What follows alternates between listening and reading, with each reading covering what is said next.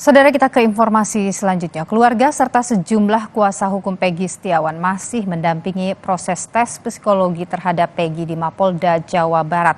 Hari ini, saudara, proses pemeriksaan berlangsung selama 2 hari. Keluarga sempat merasa keberatan dan menanyakan urgensi tes psikologi terhadap Peggy. Pihak keluarga dan kuasa hukum menemani proses tes psikologi berdasarkan undangan dari Polda Jawa Barat.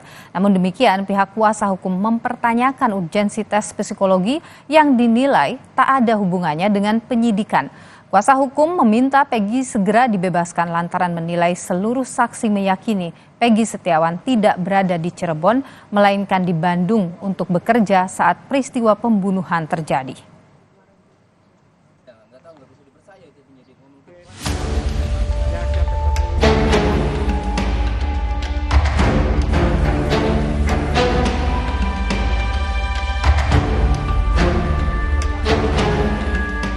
Peggy telah menjalani rangkaian tes psikologi dengan 5 tahapan pemeriksaan pada Sabtu kemarin.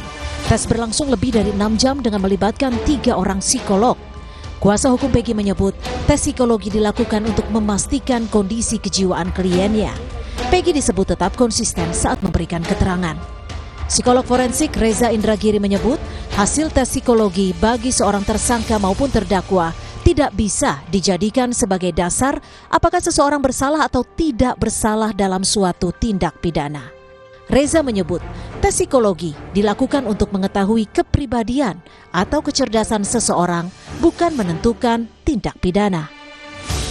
Vonis atas diri terdakwa akan ditentukan seberapa jauh perbuatannya itu terbukti atau tidak. Perilakunya itu terbukti atau tidak.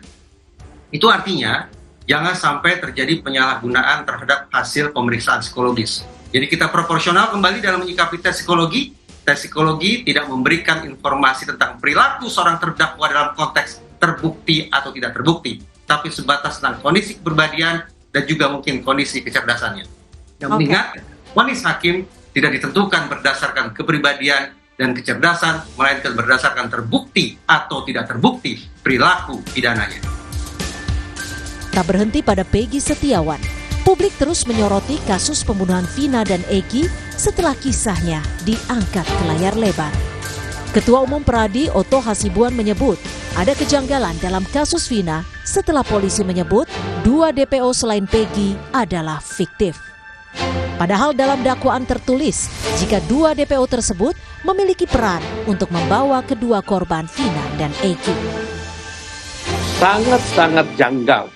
Karena begini, di dalam dakwaan dari penuntut umum, yang didakwa itu ada 11 orang.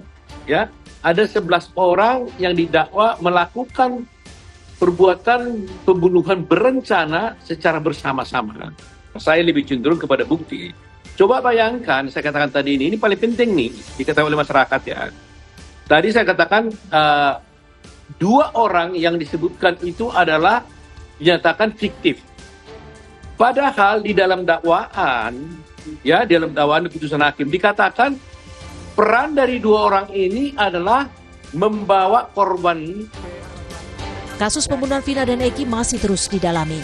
Setelah menangkap Peggy Setiawan, polisi menyatakan jika Peggy Setiawan adalah satu-satunya DPO dalam kasus pembunuhan 8 tahun silam.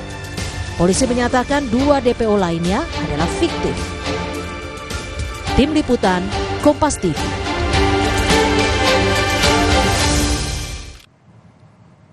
Saudara, sempat jalani perawatan polisi di Mojokerto yang mengalami luka bakar usai cekcok dengan istrinya yang juga polisi dinyatakan meninggal dunia.